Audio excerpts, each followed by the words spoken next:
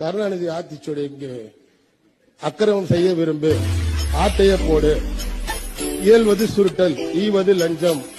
உணவுக்கு பின் உண்ணாவிரதம் இரு, ஊதுவது ஒத்து, எப்படியும் பணம் சேர், ஏமாற்றி பிழை, ஐயையோ என்று கத்த கற்றுக்கொள், ஒருவரும் வாழ விடாது, ஓதுவது பொய், அவியம் பேசிவிடு என்று இந்த அவையின் கவனத்தை ஈர்த்து அமர்கிறேன்.